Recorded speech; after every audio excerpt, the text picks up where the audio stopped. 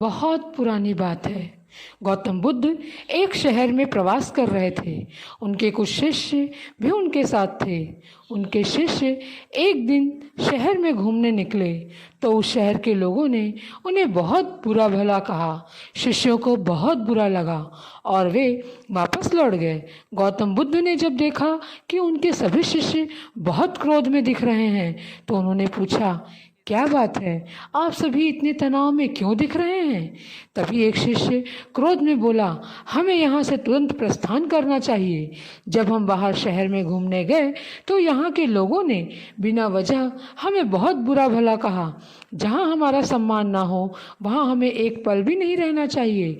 यहाँ के लोग सिर्फ दुर्व्यवहार के सिवा कुछ जानते ही नहीं हैं।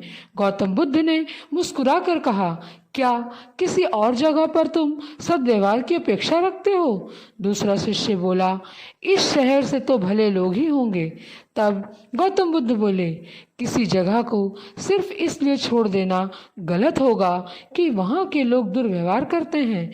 हम तो संत हैं, हमें तो कुछ ऐसा करना चाहिए कि जिस स्थान पर भी जाएं उस स्थान को तब तक न छोड़ें जब तक अपनी अच्छाइयों से वहाँ के लोगों को सुधार न दें।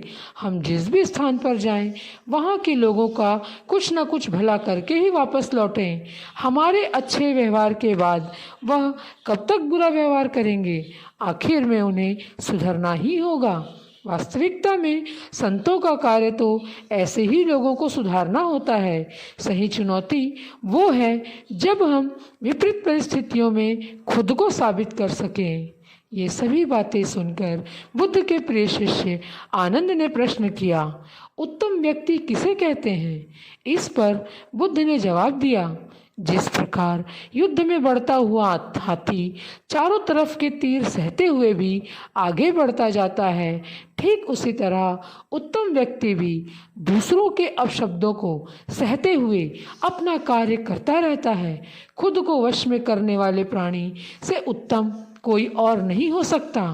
गौतम बुद्ध की बातें शिष्य को अच्छी तरह से समझ में आ गई और उन्होंने वहाँ से जाने का इरादा त्याग दिया और उन सभी ने यह निश्चय किया कि हमें यहाँ पर अपने व्यवहार से सभी लोगों को सुधारना है ताकि एक अच्छे शहर, एक अच्छे गांव का निर्माण हो सके।